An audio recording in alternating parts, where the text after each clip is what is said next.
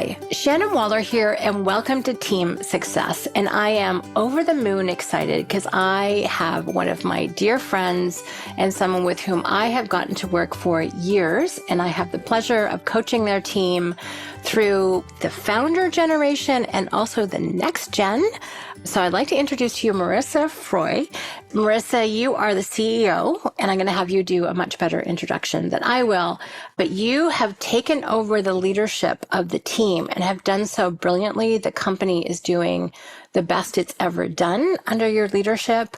And we're going to talk about your profiles because you're so people focused, so relationship focused. And the person you took it over from is a 9 quick start, futuristic, very different human. I was going to say beast. That's not very nice to talk about Terry that way. But it was interesting. I remember him talking about choosing you to be the CEO. And I was like, awesome. Yeah. So I can't wait to talk about this journey because I think if you're listening, if you're a team leader, if you're a business owner, this handoff is kind of fraught with a lot of nerves for people. So here is someone who has done it brilliantly. The baton has been passed. The company is doing extraordinarily well. So Marissa, thank you for being here and sharing your wisdom and insight and experience with other people who just might be thinking about or dealing with the same thing. So sure. No, I am so thrilled to be here. Thank you for having me. I am so looking forward to this discussion and just diving right in. Excellent. Okay. Yeah. So let's talk a little bit about you. So you work with Terry and Karen. I do. Yeah. So if you can introduce you and the companies, and then how long you've worked together, and maybe we'll start to get into a little bit of the transition. But what do we need to know about you, Marissa? Yeah. Sure. Yep. So I have been with the Entrepreneur Source now for about 15 years, almost 16 years.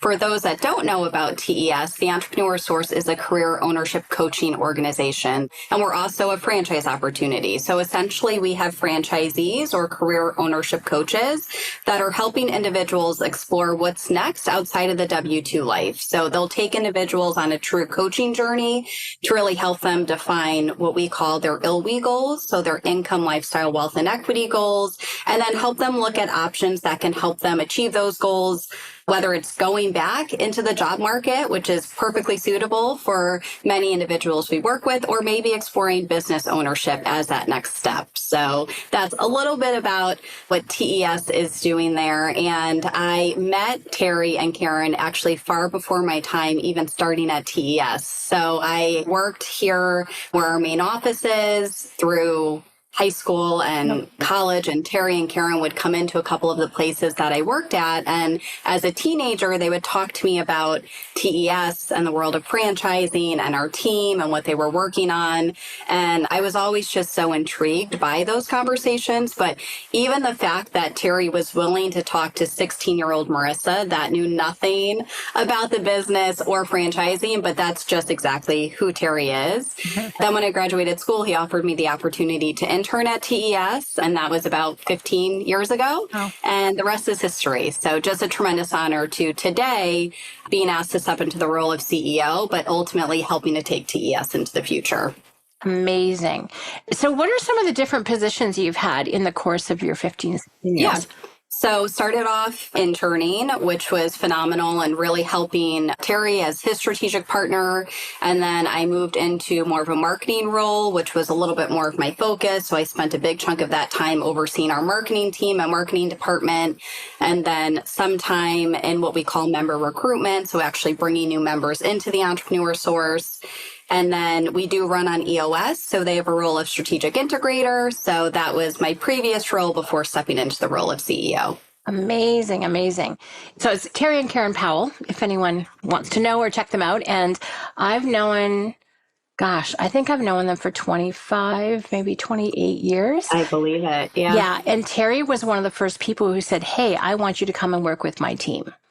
And then he offered to fly me down. Oh, I remember this. In his private plane. And I'm like, let me think, yes. Yeah. That was an easy sale. Definitely. But that was huge. He had a lot of confidence in me too. So I know exactly what you're talking about. You're like, when someone sees something in you, you're not 100% sure of yourself. Yeah. Terry was that human for me as well.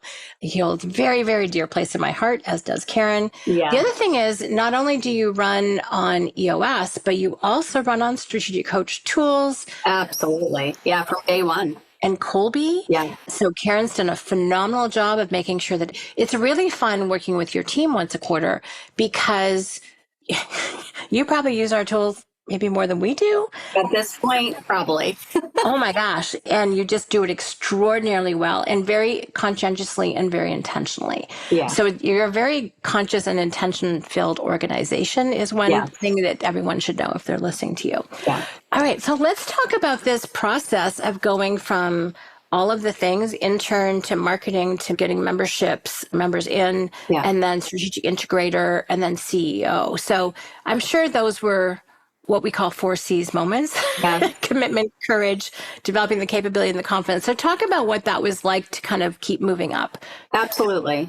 Yeah. So definitely a 4Cs moment, I think, in each one of those roles. And that's where having a brilliant visionary was so important, and really seeing something in someone before they see it in themselves. Because if Terry did not push the boundaries of what was possible and kept me moving forward, and not just for myself, but for the entire team. He's notorious for saying, test often and be willing to fail, but fail forward. So I think that mindset for the team, but for myself, is really what helped me elevate into each one of those roles. And there were scary moments. I think there was imposter syndrome going on. Like, am I genuinely going to be ready? I'm so different than, Terry's style and approach. And is that going to work well? And also, I kind of grew up within the organization. So going through those transitions with team members and franchisees that I've worked alongside for so long, it was also like, how am I going to elevate myself so I truly do show up differently and they see that in me? So there was so much going on, but I think having that individual that was mentoring you and pushing you out of your comfort zone and truly living in the fail forward and beg for forgiveness mindset is what helped not myself, but our entire team grow. That's really interesting. And that very much is, Terry lives his life that way. Absolutely. Test often, fail forward, all the things. He's very much a risk taker. There's no question. But he does engender that, and he believes in you. He was like, great. And he's willing to let other people fail, quote unquote, which I think is unusual. Because most of us, we say that, but then we watch it happen. We're like, no. You see how it could have been prevented or whatever. But kind of like Dan Sullivan, actually, if I think about it, Dan's not a rescuer. He will let people fail. Like, he'll let them figure it out. He'll stand back. And yes, it's his company, his and Babs's, but it doesn't matter. He's like willing to do that. So is that a mindset that you found yourself able to adopt, or are you more like, no, do it this way? No, definitely. I love that I've been able to hopefully do that now for our team, because what I found is, especially for those maybe not comfortable with an entrepreneurial run company, that idea of failing often and failing forward does not come easy, because individuals at maybe a typical corporate environment have been met with, if you fail, you got in trouble, or it means you did something wrong, or it might mean that you're not smart enough. So really continuing that within our culture and our team has been important, because we want individuals to feel comfortable doing that and know that if they do something and it doesn't work out, that it's okay, because ultimately that's what's going to lead to innovation, right? So we do understand that if you're failing and it's not working out, as long as we're learning from it, it's going to become progress, right? It's going to lead us somewhere. So definitely wanting to do that for the rest of the team is extremely important. What I know about the Entrepreneur Source is that you celebrate learning, right? Like, it's part of the positive focus. It's part of the process. You guys institutionalize, experience transformers. It just is your way of operating. So talk a little bit about how you work with your team. Like, how often do you meet with them? How do you find it providing leadership and direction? Where do you steer people to be more on track? Tell us a little bit about that.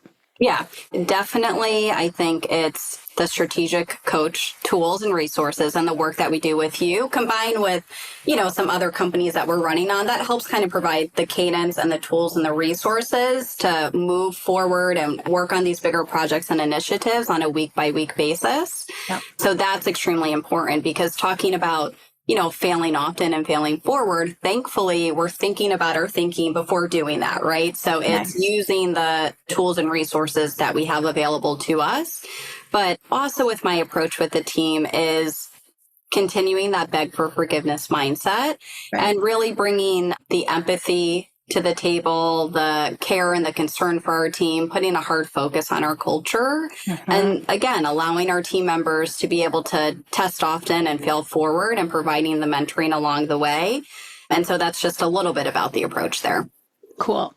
Let's jump into a little bit. You mentioned empathy, which is your number one Clifton strength. Yeah. So let's talk a little bit about your profiles. And this is my version of preparation, is to put them all together, actually have someone else do it for me. Yeah. So in terms of Colby, if anyone's familiar, 4, 6, 4, 7.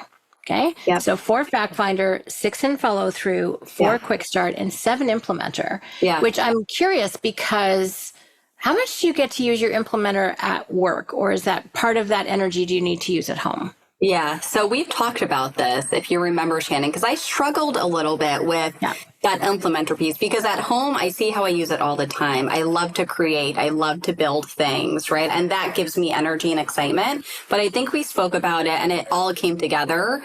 In work, I really do love to build models or be able to show the team either the path or the vision, or here's what I'm thinking of how we can get there. Yeah. So I think we said that's probably one way that I use that in the office. And that's so true. If I can build it, if I can show it, if I can create something to show the team, even within our space, that gives me some energy. So I think that's one way that I've used it in the office. And what I've learned with my 5, and it's my second mode, my husband and I were talking about our Colbys last night, actually, because he's a 2210-4, M3295. And he's been doing a lot of repairs at our vacation property, and he loves puzzling it out. Yeah. His first Colby profile, where I read the questions out loud to him, he came out of 5. The second time, he came out of 4. Okay. Occasionally I tease him because I'm like, where's your level? Yeah. But the thing I know is that it's his second mode. Yeah. And it's your first mode. So there's something about, and I've noticed this with people who communicate. So Dan and myself, we communicate in a really tangible way. Mm-hmm. I talk about unique ability teamwork, and I use a relay race as my metaphor for that. So I literally, right now, we're not videotaping this, but I'm holding a baton, an aluminum baton for a relay race, available off Amazon. Yeah. But I physically demonstrate this, and it gets the point across. Yeah. And I find that I talk and think in tangible, concrete, practical terms in a way that sometimes a 1, 2, or 3 might be much more abstract, which I frankly find confusing. So I need to make it tangible for me, and then that helps to make it tangible for other people. And you would do that to an even greater degree. Yeah, same. In your leading and coaching. Yeah. Yeah, very cool. The other thing that's cool that I think is a great aspect is physical quality, right? Like we just hate poorly, shoddily made things. Yeah. So that means the physical environment for your team is going to be lovely. Absolutely. It's going to be well decorated by Karen. It's going to be beautiful. But quality materials and what you put out needs to be high quality. It does. Like I'm not initiating Fact Finder, but I'm darn picky about the quality of what we are giving out to our team.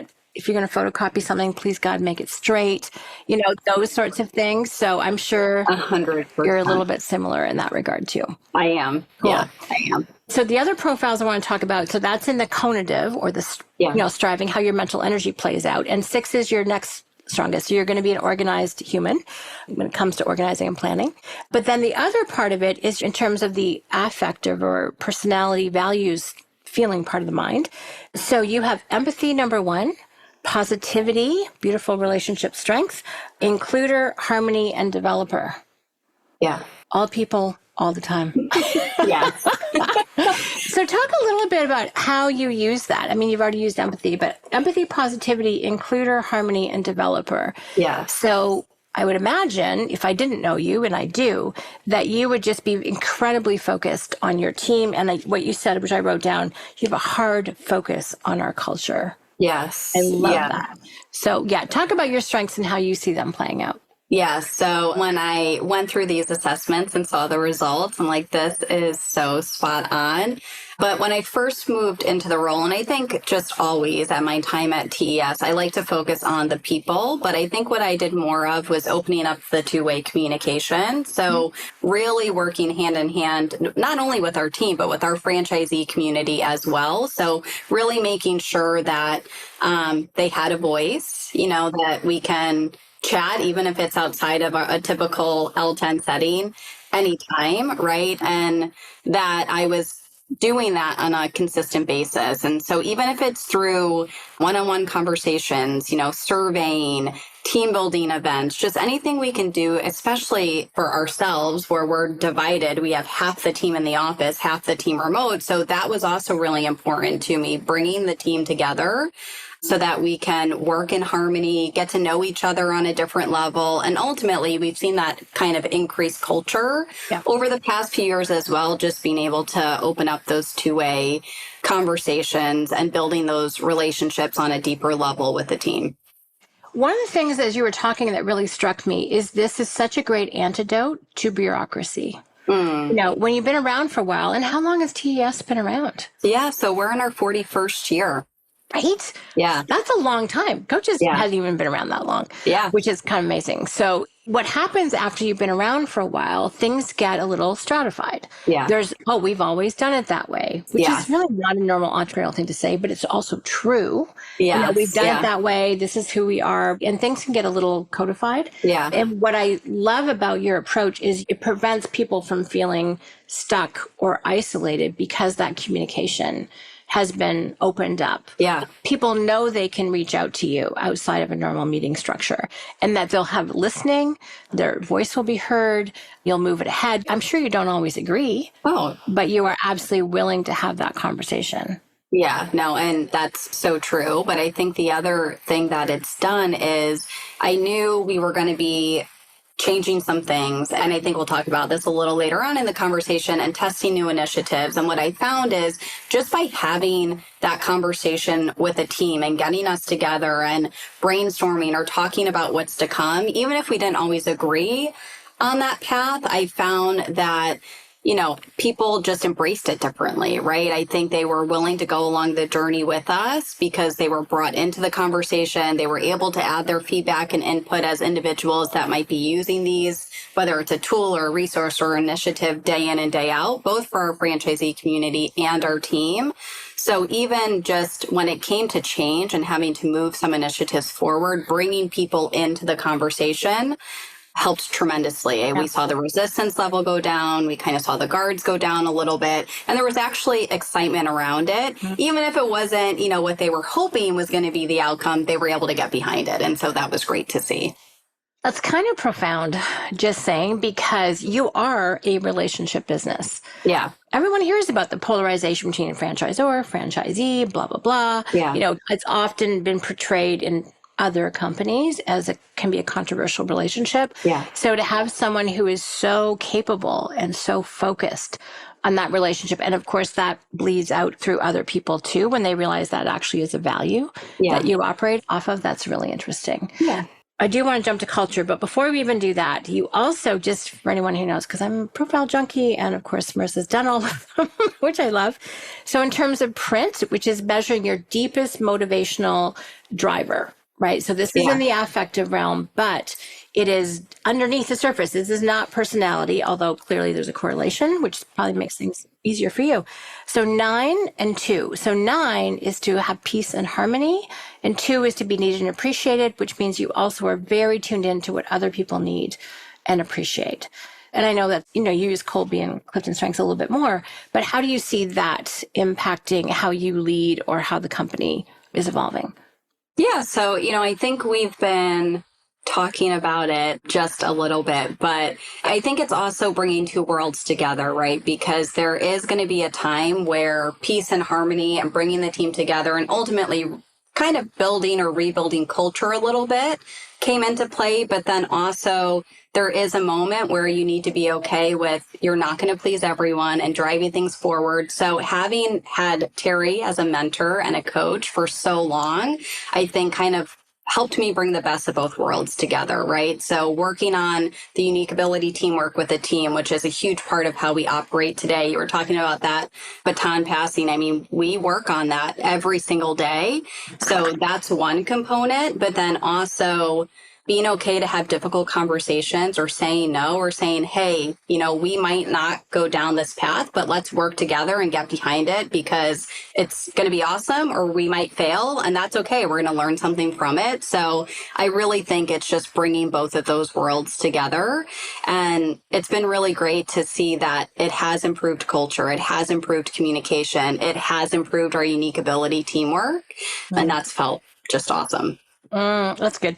And if anyone's curious, your working genius is tenacity and enablement. So you will make sure things get done. Yeah. I love that working genius talks about responsive versus disruptive. Yes. And tenacity Yeah. is one of the there are three of each. Yeah. So, you will make sure things get done.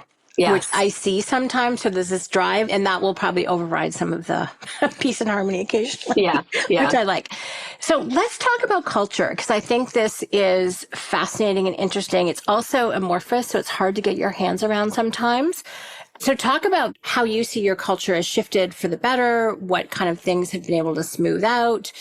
You've kind of talked a little bit about that, but I think culture for so many people is tough. Yeah. And, culture is a result of conversations had, not had, Yeah. decisions made, not made, values. So what's working in terms of culture, and how has that shifted?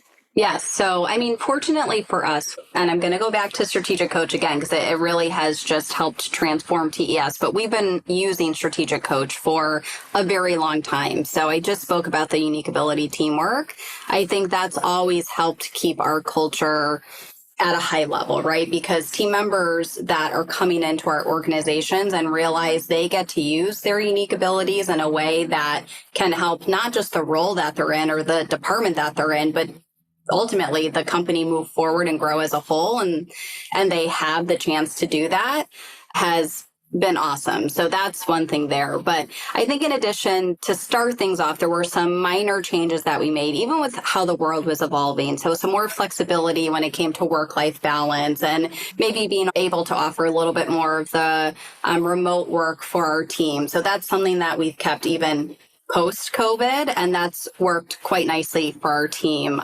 Focusing on work-life balance as well, right? We are a family-first organization. So really allowing team members, we know they're going to work hard. We know they're going to get their work done, but then also allowing them to be available for those family initiatives that matter most. So bringing that a little bit more to the table along with that flexibility.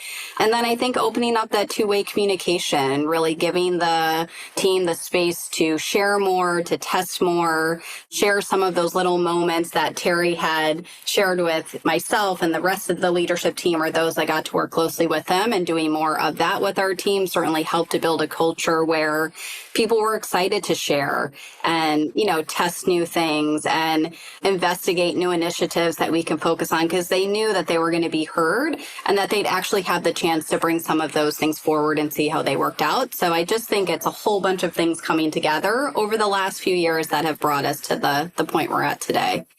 It's really cool, Marissa, what you're talking about, because there's this fabulous term called psychological safety. And it turned out, I think it was the gigantic Google study. So they studied all the factors, as analytics companies want to do. Yeah. And it's like intelligence, where do people go to school, like personality. They figured out, they looked at all the things. And the number one determinant of the most successful teams was the amount of psychological safety. In other words, how much were people allowed to fail? Yeah. And that was the determinant. When people were holding back, they didn't put forth those crazier, I'm not going to say more radical, but more, different ideas that were outside the norm. Yeah. So what you're talking about here is that creating this environment where it's like, hey, let's try it. Yeah. Obviously be strategic about it, but at the same time, you put your best foot forward, and then let's learn from it. It creates this opportunity for people to think bigger. Yeah. Oh, I heard a great stat. When your brain is feeling confident, it's 31% more creative than when you're in a fear state. Oh, totally. 31%. I don't know how to measure that sort of thing, but I'm glad somebody does. I believe it. Yeah. This translates to results. Yeah. I mean, it's all nice to feel good in your team, but if it's not producing results, we might be like, well, maybe not. Right. But for you guys, it's actually really paid off. So can you talk about the success of the company over the last 3 years? Yeah. So we're very fortunate. I've gotten to watch from the side.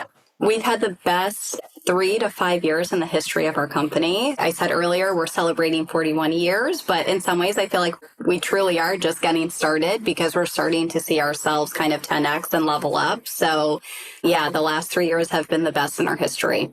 Congratulations. Thank you. Yeah, thank you. It was so funny. The first year I heard that, I'm like, wow, cool. And then the next year, I'm like, again. And then the next year, again. Yeah. It's been very fun to be a little fly on the wall for that growth. So this focus on relationship, this focus on two-way communication, and this focus on, fail forward, which is really innovation, as you're talking about, and asking for forgiveness, not permission. Yeah. Sounds like those are three kind of key tenets, and leaning into your unique ability. Absolutely. Those are some core tenets of your culture that just, I think, sounds like it's bringing out the best in people. It absolutely is. Wow. Yeah, it absolutely is. And practicing what we preach too, right? So, and I think that is allowing the team to live those qualities every single day because they do feel safe and they do know that we're not just saying it, we live it every single day. So I know getting here has not been easy. There have been learning opportunities for you personally, for the company. Yeah. You have, I'm sure, had to say no.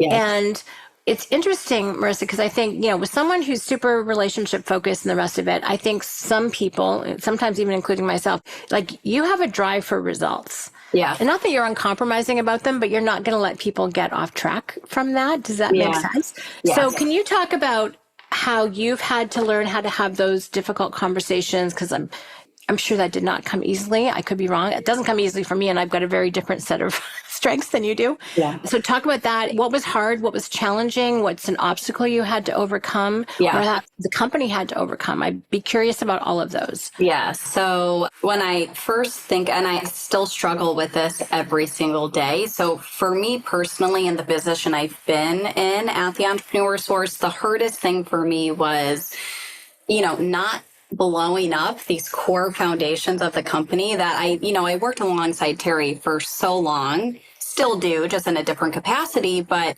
I knew what his non-negotiables were. I knew his mindset about things. I knew his approach, and I had to be okay with saying my approach is going to be different, and I might have to test some things or blow some things up, and that's going to be okay. So that was the hardest thing for me, is stepping into a role, that Terry was trusting me and wanting to drive the company forward, but that meant I might have to blow up some things. I might have to go back to Terry and say, hey, no, this has been a sacred cow in our system, but I think it's time we test and maybe blow some things up a little bit, and maybe use that beg for forgiveness on him, as he, would say to myself and the rest of the team. So I think that's been the hardest component, is because I've been in so many different roles and I've been at TES for a long time. It's how do we continue to drive forward? And we're always going to keep our core foundation, as is and intact, because it's phenomenal, but being willing to just test and blow things up, even if I knew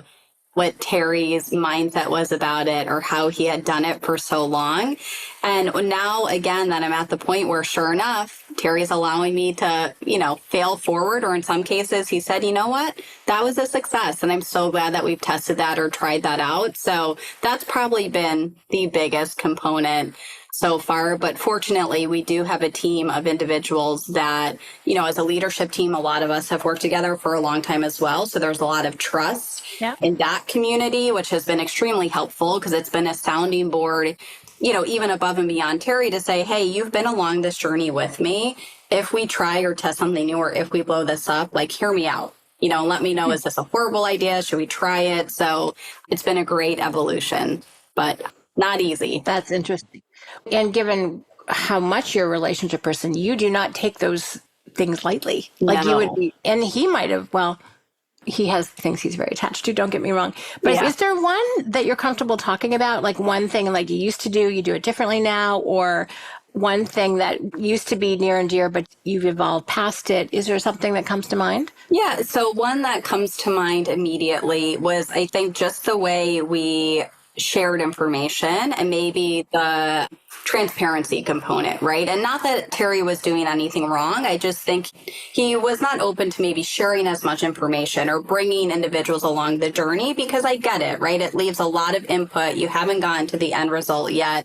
And so that was his approach to things. And I was like, the community is wanting more from us. They're wanting more information. They're wanting more transparency. They actually do want to be brought into the journey along the way, knowing that we're figuring out some cases in ourselves and there's going to be bumps in the road. So that's one example that came to mind, is the sharing of more information and data and the why behind why we're doing things, and maybe more P teams of individuals coming together and testing those initiatives out.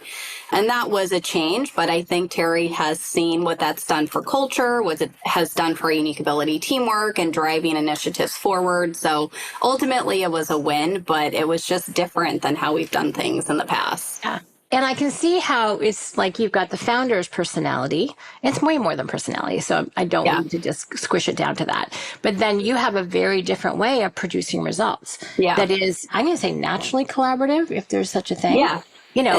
Terry's about the new idea, and you're about the communication of that. Yes. So I can totally see how each of you bring your strengths to that, which is really interesting. Yeah. Any other, I know. We always like talking about team stuff. Yeah. Are there some people who had difficulty with you kind of moving into this role? I mean, obviously when you've worked as a peer and then you're technically above, that's always a little like, ugh, that can be challenging.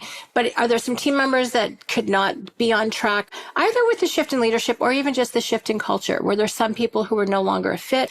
What's your take on that? Because that does happen as companies evolve. Yeah. Is some people help get you to this stage of the mountain of the climb, but they're not going to be there for the rest of it. Yeah. Fortunately, when it came to the shift, I mean, we've had to make some shifts ourselves, of course, for, people that were not just right for our culture or our fit. But thankfully for myself moving into the role, there was very little pushback. I think if anything, more of the hesitation and concern came from myself and my own mindset and how is that going to be perceived? And because I am that people person, is anyone going to be upset about this? So I think even the way we approached it, having one-on-one conversations with each, leadership team member and team member, and then giving them the opportunity to share openly to Terry specifically, and then to myself, helped ease into that transition. But also, I think where we're at today is it's not really just, myself who stepped into this role and now there's this big change. And yes, there was a change, but really we all work together as a team. We work very collaboratively. So I think we just kept doing what we were doing. It just looked a little differently and we were enhancing the way that we were doing it. So that has helped quite a bit as well. That makes sense to me because in a hierarchical, I'm going to say corporate structure, when there's a change of CEO, it's a big flipping deal. Yeah. Right. Like their announcements get made in the news and the rest of it. And because they're the ones now making the decision. Dan and I were talking about teamwork with regard to always more ambitious. Yeah. Dan was talking about, he spent until I think it was age 70. He's like, okay, I figured out my unique ability. I'm kind of good. I'm handled. Now it's all about unique ability teamwork. Yeah. How can I be in teamwork? Then when you get teamwork internally with people and then externally with collaborators, your ambitions can get so much bigger. But he was saying, what's his role? Well, half the time, he's just one of the team members. Yeah. Oh, absolutely. We've got a 10-person team that produces the book. He has a very important role to play, but he ain't the only one, right? And so it's fun because on a unique ability team, it's far less about hierarchy and much more about creative, collaborative contribution. Yeah. And so that role thing, yes, there are legal aspects and, things that you have to do just to be kosher with the government and all things. Yes. But really, in terms of how things actually work, you have a unique contribution to make. Yeah. Directing, guiding, keeping the culture strong. And then, other people contribute theirs. So it's not like someone who's telling me what to do. Yeah. Nah, they were already making their unique contribution. Absolutely. Yep. Yeah. That's perfect. That's very powerful. Yeah. Awesome. This is so much fun. I really love how you've talked about the core aspects of your culture and some of the shifts that you've made. Yeah. So more flexibility, more remote work. Talk about being a family first company a little bit. This is a neat core value that you have. Yeah. So family first always. And, Terry, Karen have that mindset and they've always delivered that down to the team. But, I just feel at the end of the day, time always evens out, right? Not every day is going to look the same, and some days a team member might need to do a little bit more for their health, their wellness, their family, a kids event, whatever that looks like. And there's going to be another day where they're going to have to give more to the company. And so just being mindful of that and not making someone feel like they have to log every minute of, everything they need to do for themselves or their families and vice versa. And I feel like the team feels like they can have the best of both worlds. Mm-hmm. They can, work hard and see great results and drive the entrepreneur source forward, but they can also focus on the things that are important to themselves personally and for their family. And I think it just creates a much better organization, a much better culture. People are showing up as their best self. There's always a time where, is it a policy issue or is it a people issue, right? For us, it's not been a policy issue because I think we're finding, obviously, we've had the best 3 years in the history of our company and we have a happy team. But if there is someone not following through in the way that we would hope they would, then that's a conversation to have with the person and not change the policy. So, oh, I love every second of that. Focus on the person, not the policy. And it's interesting because so many policies get created because of one person. Yes. You're like, oh my God, we're all being punished for this person's poor behavior. Exactly. And it's so frustrating. And I think actually it's incredibly frustrating to high performers. Yes. Right? Because when you're in a high trust culture, my mom would be loving every second of this right now. Yeah. When you're in a high trust culture, you are trusted. Yes. Right. So that's very adult. When you feel like you're under a million different policies, you don't feel as trusted, which I think actually devolves people's contribution, if that makes sense. They're like, well, if I'm going to be treated like a teenager, I'm going to act like a teenager. Yeah. No, absolutely. I don't think you get the most mature version of the human at that point. Yeah. So that's a great distinction, Marissa. Is it a people issue or is it a policy issue? Yeah. So your policies, I would imagine, can stay far fewer, leaner, the most meaningful. Yes. Probably to protect your culture. But then anything outside of that is a people conversation.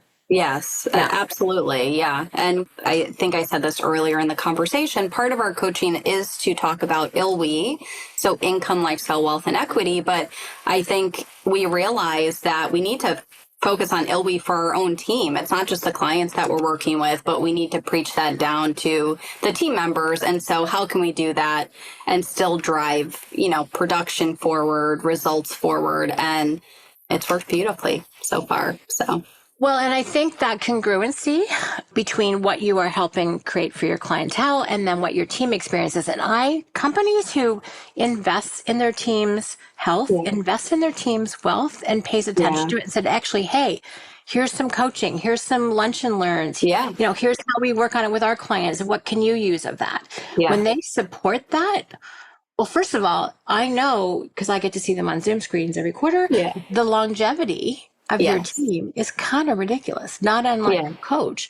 So talk about, like, you've seen people grow and their future's not capped, like they can keep growing. Yes. And you've got some very long-term team members at TS. Yeah. So we always joke, I'll use Tamara as an example. She said, I've been here longer than I've known my son, right? I think her son is 17 or 18 at this point. But we have a good chunk of our team that have been with us 10 plus years, 20 plus years, which is lovely to see. We have brand new team members that are just starting out and they're already voicing that they love the culture and they feel like they found their home with us. So we hope that we're going to see them celebrate, 10 to 15 years too. So the longevity matters. And I think it says something about the culture that we're creating and the way we work together, and focusing on that unique ability. Teamwork certainly plays a role in that, but it's been awesome to work alongside people who have seen a lot of my first and vice versa. I've gotten married while at TES. I've had my family at TES. We bought our first home at TES. So just all of the things to go through that together. It's not just about celebrating the professional wins, but we celebrate the personal wins too.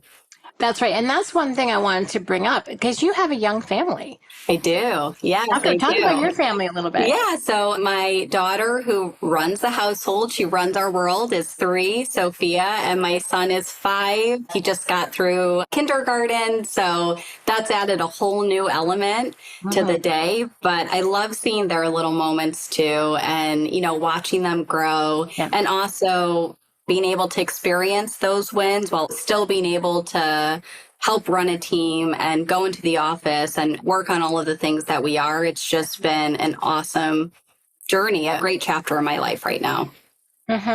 So I'm going to ask you about your future in a second, but what is it like? Because I know obviously women are listening to the call, and men, please pay attention too. Yeah. What is it like? Because basically you became CEO. Were you pregnant with Sophia, or was Sophia just born? Yeah. Like, wow. Yeah. What's it like to become a CEO of a very Yeah. successful company and a brand new baby and a young son? So Yeah. that's kind of a thing. Yes, it was. It was a little crazy, but I think the biggest thing is just being allowed to show yourself some grace, because that was a struggle. That was difficult. It's like you're going through a lot of change. You're tired. You're not sleeping well. You want to show up as your best self, but having team members or even coaches that would reach out and just share their journey and let you know this phase isn't forever. You're doing a great job. You're showing up. You care. You're showing empathy. You're bringing people together. Just giving yourself some grace and knowing that's going to be enough. Mm-hmm. And sure enough, the phase wasn't forever. I did sleep again. My energy levels went up.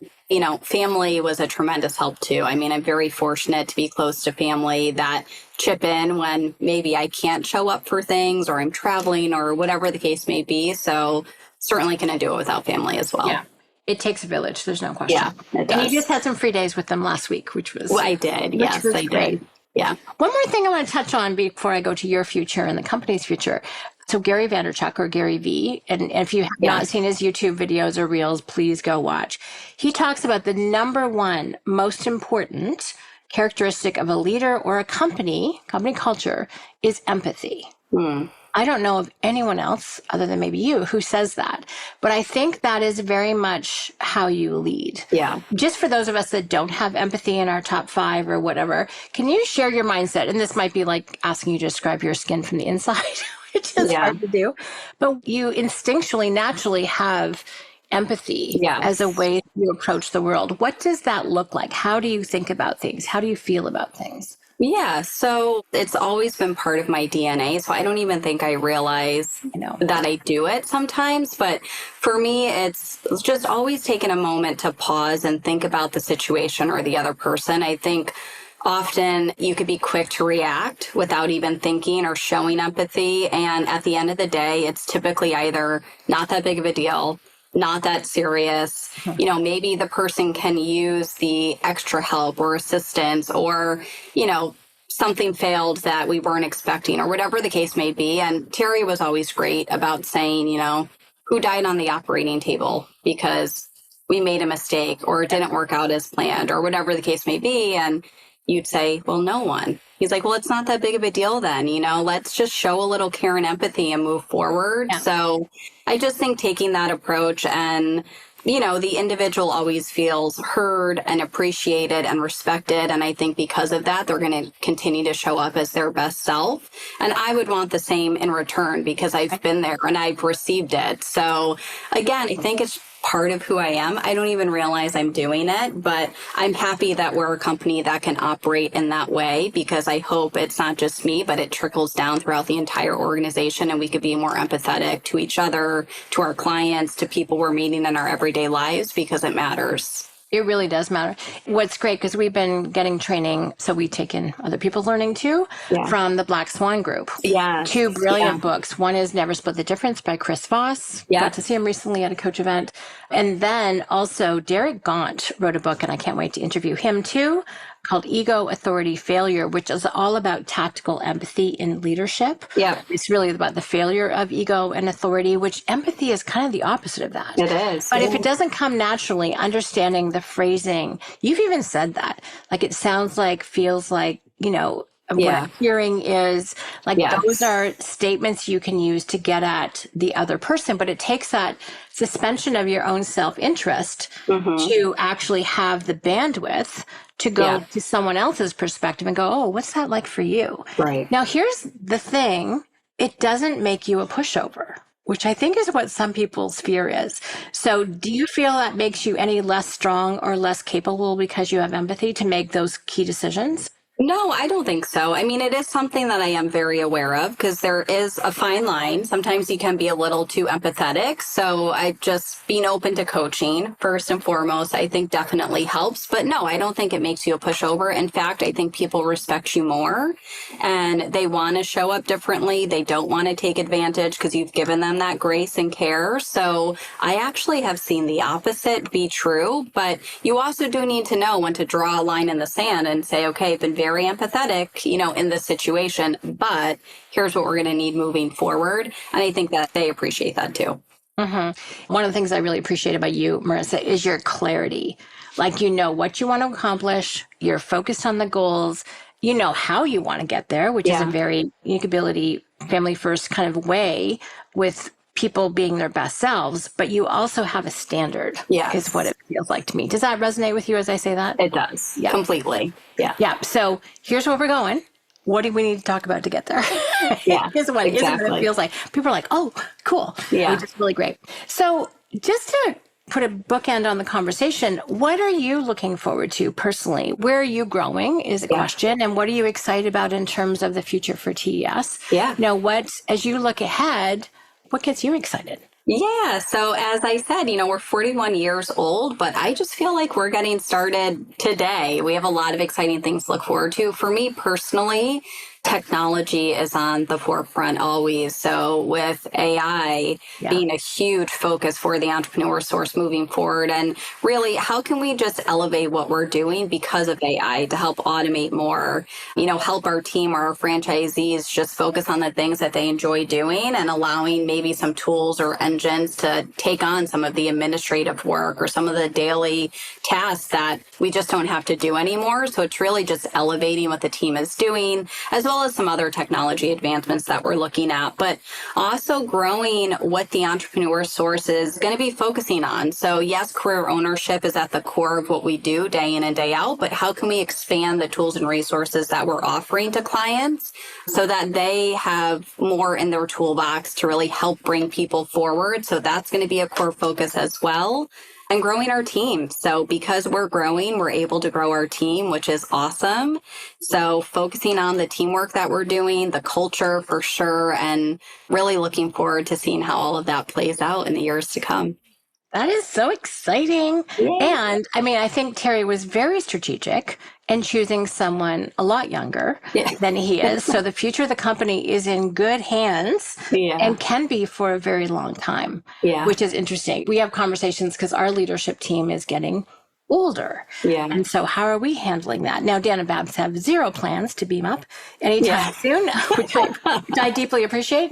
So it's interesting. Like they're bringing in youthful energy, younger families, the rest of it. There's just a vibrancy to that is really fun to see. So I'm excited for you too. This is Thank you. Great. You'll be part of that journey, so you'll get to see it unfold. Yay. I'm honored. It is so fun. I have to say, checking in, like sometimes it was once a year, sometimes it'd be a couple years in between. Been working with you very consistently. The last 2 or 3 years now? Every quarter with the team. So being able to check in and just help reinforce, strengthen the core foundation so that you can continue growing bigger, I have to say is such a privilege, such an honor to do that. And it's fun to have a little tiny window into this. So Marissa, thank you. I just really appreciate you sharing your focus, some of the transition from Terry. Terry's a great foresighted human being. So kudos to him too. Karen for also handing that over as well. And it's interesting because, I mean, you have, in terms of your profile, you accommodate for your Colby profile, you accommodate in 3 modes: initiate and implementer. So there's just not a lot of edge. Does that make sense? In terms of how you do things, you're very responsive from an instinct standpoint. And then, of course, you have these incredibly wonderful relationship and feeling capabilities that you bring to it too. So the company's in extraordinarily good hands as far as I'm concerned. But thank you for sharing some of that transition, what it was like for you, what it was like for other team members. It's interesting how this conversation has validated the one I had yesterday, whether when you are focused on your unique ability, your unique contribution, the roles don't matter as much. It's not that it isn't still true, but it's about the teamwork. It's about the results. It's not about my status in the organization, which I think is just a distraction to entrepreneurial success in my world. So this has been a great, rich conversation, and I appreciate getting to hear it from your point of view and from you demonstrating leadership in a way that is often very different from a founding entrepreneur. Yeah. But this is what's possible when you pass the baton to the next gen. So to my mind, I was just delighted to be able to share your wisdom and expertise with my people. Well, thank you so much for having me on. Oh, I absolutely love it.